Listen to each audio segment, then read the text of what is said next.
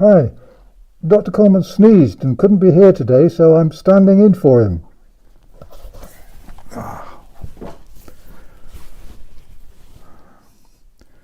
That was the sort of mask, of course, as you know, that was used by doctors during the real plague, the one that killed much of Europe, the one which was spread by rats and fleas. Those masks did no good at all, of course, but they made doctors look special, and no doubt rather frightening. The modern mask, which governments are trying to impose, do no more good than the one I just removed. The virus just goes through the mask like a wasp through chain link fencing. So what's the point? Are the English being forced to wear masks because Scotland's diminutive dictator made mask wearing compulsory north of the border? Is Boris the Bullock being led by the nose by the Sturgeon woman? When Sturgeon made mask wearing compulsory in Scotland, she created a clear division between the two countries and threatened to turn the border with England into a quarantine zone. This seemed to me to be political and part of the Scottish nationalists' plan to declare independence. So did Boris, desperate to prevent a split, make mask wearing compulsory in England to keep the two countries united? Whatever next? If Sturgeon makes kilt wearing compulsory, will Boris do the same? Boris likes to think of himself as Churchillian. He's more a Prime Minister in the Chamberlain mode as far as I'm concerned. Is it just to humiliate us, oppress us, and take away our identity that we have to wear masks? To create fear and make us demand the vaccine? Or is it to prepare us for the one world religion which has long been planned? Is it a coincidence that July the 24th, the day when masks become compulsory in English shops, is the special day of St. Charbel Macluf, a monk and priest who had links with both the Christian and Muslim worlds? When your own government and the mass media continually lies to you, nothing can be counted as impossible. Talking of mass media, it's important to realise that the whole of the mass media is now our enemy. I've read articles arguing that the government and its experts couldn't possibly be wrong because they're all singing from the same hymn sheet. This is such blatant nonsense that it makes me want to weep. Governments everywhere are involved in a conspiracy, and they have passed laws forbidding dissent or discussion or the publication of information that doesn't fit the official line. It's no secret, for example, that in the UK, doctors and nurses working in the National Health Service are forbidden to talk about anything relating to the coronavirus. All whistleblowing is now banned. Anyone who breaks this law will be fired and probably lose their license to practice. But what a pity that doctors and nurses have failed to speak out. Any doctor or nurse who still thinks this virus is a plague should be struck off for incompetence. Health professionals should have the guts to speak out at a time like this. And before anyone accuses me of asking others to do what I need not do myself, just remember that I have been viciously attacked and lied about endlessly because I've spoken out, and I would add that I've twice resigned from well-paid jobs on a matter of principle.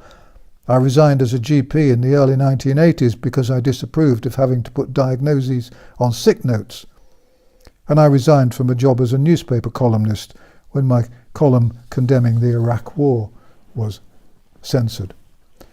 Let me just give a couple of examples of how blatant the mass media has become in distorting or hiding the truth. First, a few days ago, the British government admitted that the number of deaths for COVID-19 had been dramatically exaggerated.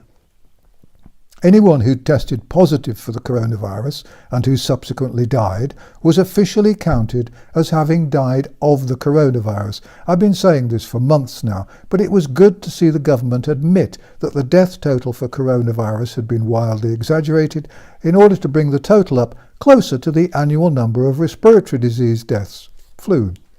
If you had the coronavirus in February and were then run over by a bus in July, you officially died of the coronavirus, not the injuries caused by the bus.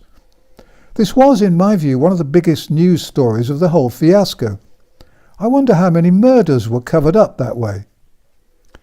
But the BBC didn't even mention the exaggeration on its website, as far as I could see. The story wasn't there. The BBC did, however, have a story dismissing those who didn't want to wear a mask as socially obnoxious.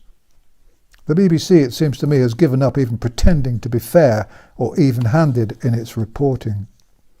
Incidentally, the BBC has a reality check item on its website. If you go to that part of the BBC website, you'll find a form on which you can ask the BBC to check on something that seems inaccurate or misleading. I suggest you go there and ask this question: how corrupt is the BBC? Has the BBC's bias become more obvious since it forged financial links with the EU and with Bill Gates? Can you imagine the fun when the BBC gets 50 or 100,000 requests like that? Second, an editorial in The Economist said this about Donald Trump. Open quotes. He seems to be wrong about almost everything. He's promoted a dud malaria drug, said the virus would disappear, and even that 99% of cases of COVID-19 are harmless, close quotes. Well, Trump was right about all those things, and The Economist was, as it usually is, wrong about everything. I think it's vital to swamp all mainstream media with messages reminding their readers that the mass media is often providing a biased viewpoint. Ask their readers to look at these videos to find the truth. Whatever the truth may be, I think the war we're fighting against our own governments and their agents and manipulators can be divided into 5 specific battles.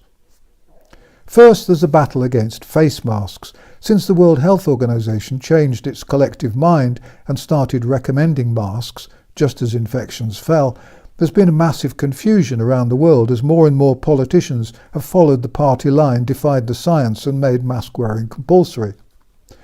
There is a let-out in some countries, such as the UK. Anyone who has a physical or mental health problem which makes mask wearing difficult can refuse to wear one. So, if you have a respiratory problem, such as asthma, or you suffer from anxiety when wearing a mask, you are, as I understand it, legally entitled to refuse to wear one. And I don't believe you should have to tell a shop assistant or policeman precisely what your confidential health problem might be. On the other hand, if you tell the police officer that you're asthmatic, you wheeze occasionally, or whatever, and you will suffer if you have to wear a mask, then you'd presumably have a good reason to appeal against a fine, whereas if you insist on not explaining your condition, you'd undoubtedly still have to tell the magistrate the nature of your problem. In the UK, children under 11 do not have to wear a mask. And since masks can cause hypoxia and can kill, in my view, parents who put masks on children under the age of 11 should be arrested for child abuse. Where are the damn social workers when you need them? All sitting at home wearing 6 masks and with their feet in a bucket of disinfectant, I suspect, because the BBC, the taxpayer-funded home of fake news, seems to have suggested that you can catch it through your feet.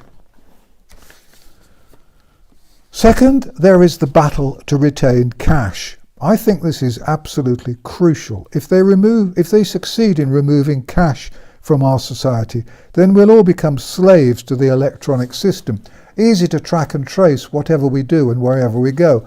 Implanted chips will be the next step, and we'll all bear a tattoo. The banks have wanted to get rid of cash for a long time because it's inconvenient and messy, and they've been closing branches and cash machines in an attempt to force us to use plastic cards. The solution for us is to refuse to shop in establishments which won't take cash. If you know a shop won't take cash, then take a pile of purchases to the counter and then refuse to pay for them if your cash is refused. The shop will lose the sale and they'll have to put all the items back on the shelf. And make sure that the manager knows why you're going elsewhere.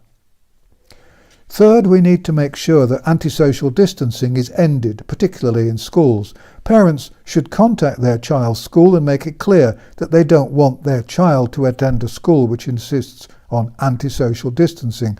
They should make it clear that if a school puts antisocial distancing measures in place, then they'll hold a headmaster or headmistress personally responsible for any psychological damage their child might suffer.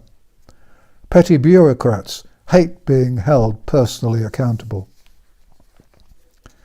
Fourth, when I was a GP, I always managed to get round petty bureaucrats by telling them that if they didn't do what I thought I wanted them to do, I'd put their names on the death certificates. It never failed. Fourth, we don't want any more lockdowns. Now that local politicians and bureaucrats have been given the authority to introduce local lockdowns, we do at least know where we need to put pressure. Contact your local councillor and make it clear that you'll never vote for him or her again if lockdowns are introduced in your area, and demand that executive staff be fired if they try introducing lockdowns. Fifth, vaccines. Why are the authorities so desperate to force a vaccine on us just to deal with a mild disease no worse than the flu? We have to make it clear that we won't accept mandatory vaccinations. We aren't going to be able to end the vaccination programme. It's too well entrenched within the system. And the zombies will be rolling up their sleeves and holding out their arms in eagerness the minute a vaccine is available. They don't care whether it works, causes brain damage or kills them stone dead.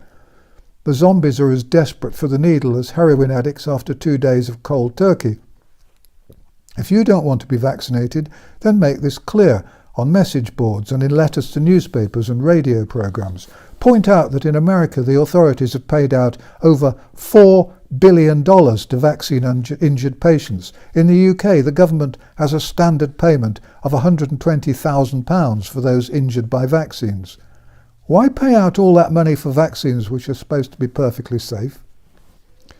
If the authorities realise that there are many people who will not accept mandatory vaccination in any form, then they'll not try to force their damned vaccination on us. Thanks for watching An Old Man in a Chair, and thank you for all your support and encouragement. Please copy and share the videos on Twitter and Facebook and BitChute, etc. If you'd like to put on a translation, that would be fine. I bet you know this as well as I do. If my videos disappear, then please go to the website to see where you can find out where you can see them. The transcripts of all the videos, including the banned ones, are on vernoncoleman.com. This channel has not been monetized. I haven't authorized any advertising, and there's no sponsorship, and there's no advertising or sponsorship on my website either. If you'd like to see more videos, please subscribe to the channel, because the videos have a nasty tendency to disappear into a black hole. Although it may feel like it at times, please remember you're not on your own. More and more people are waking up, and we will win this fight. Thank you for watching.